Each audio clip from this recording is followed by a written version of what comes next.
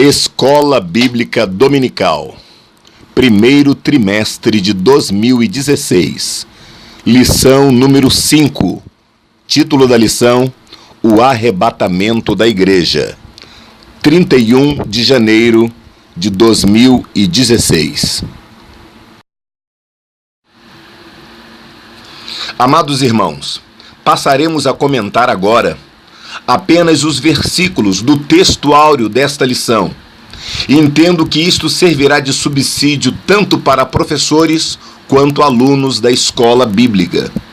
O texto áureo se encontra na primeira epístola do apóstolo Paulo aos Tessalonicenses, no capítulo 4, dos versículos 13 ao versículo 18.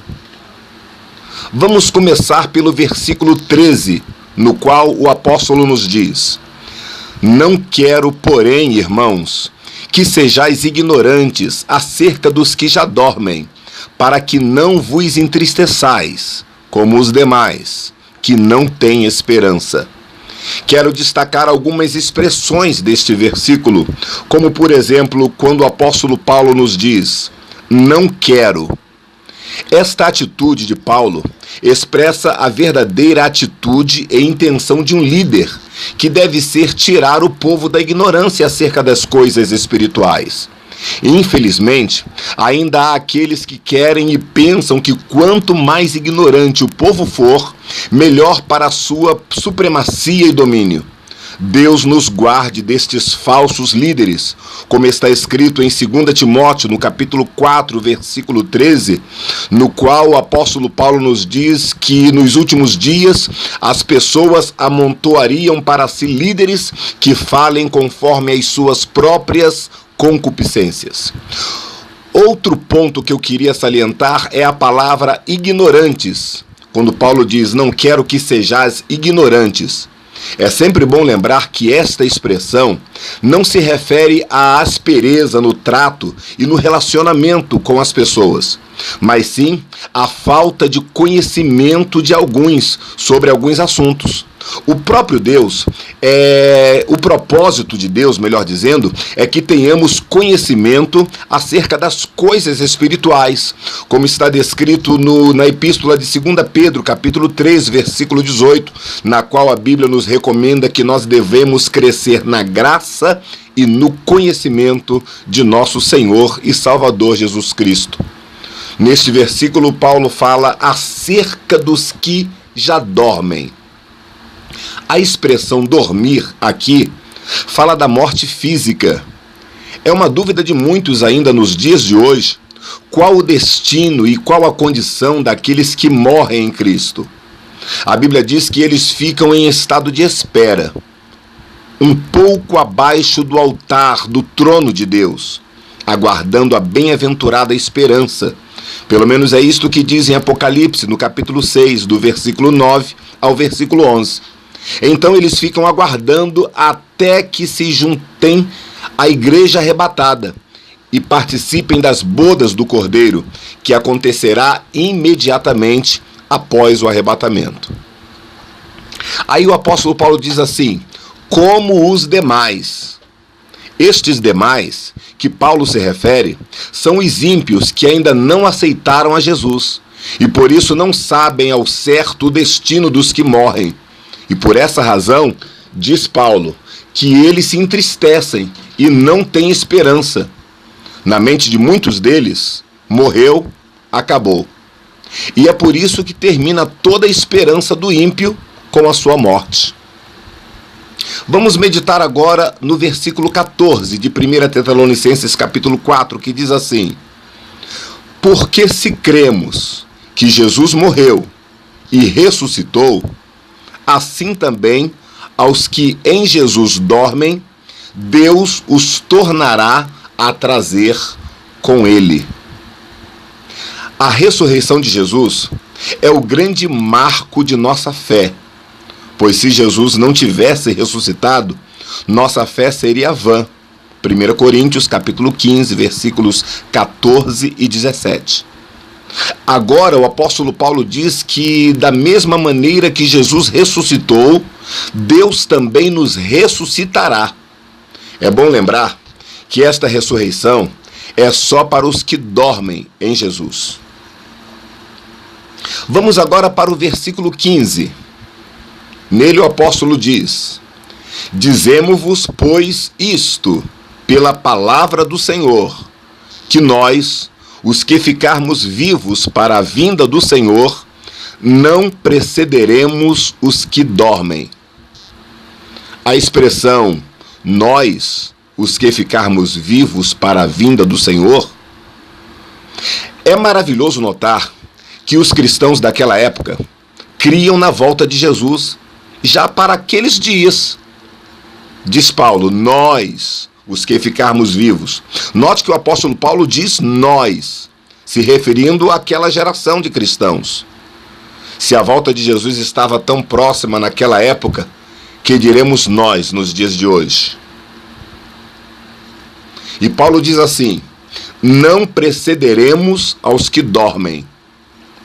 Os cristãos de Tessalônica estavam construindo suas residências no alto das montanhas, pensando que assim que, por ocasião do arrebatamento da igreja, chegariam no céu primeiro. Não necessariamente nestes termos, porém tem muita gente atualmente que parece pensar da mesma forma. Foi para toda essa gente que Paulo esclareceu que ninguém chegará primeiro que ninguém, mas todos chegaremos juntos. Vamos para o versículo 16, o penúltimo versículo. Porque o mesmo Senhor descerá do céu com alarido, e com voz de arcanjo, e com a trombeta de Deus. E os que morreram em Cristo ressuscitarão primeiro. A expressão o mesmo Senhor destaca-se, pois nos lembra a expressão correlata que os anjos disseram para os apóstolos, lá em Atos capítulo 1, versículo 11, quando eles disseram: esse Jesus, que dentre vós foi recebido em cima no céu, há de vir, assim como para o céu ouvistes ir. É o mesmo Senhor quem descerá, e da mesma maneira que subiu.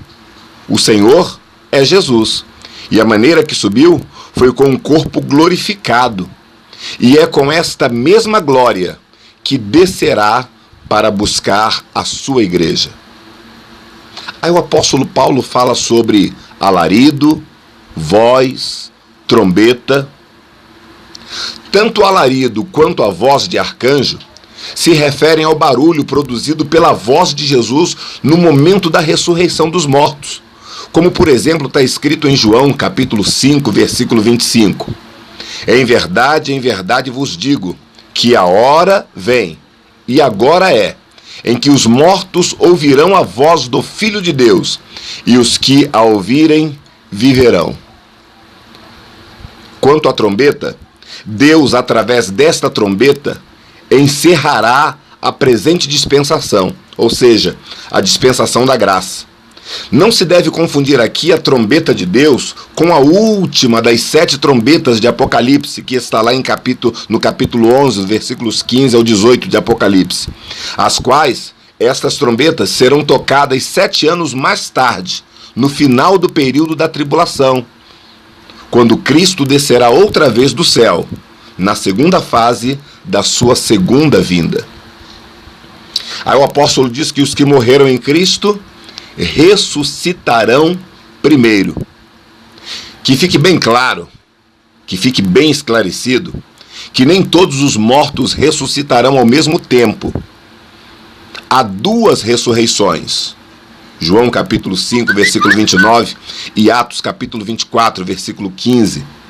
A primeira ressurreição, que está lá em Apocalipse capítulo 20, do versículo 4 e 5, chamada de ressurreição da vida, lá em João capítulo 5, 29, e também ressurreição dos justos, em Lucas 14, 14, é uma ressurreição apenas dos justos.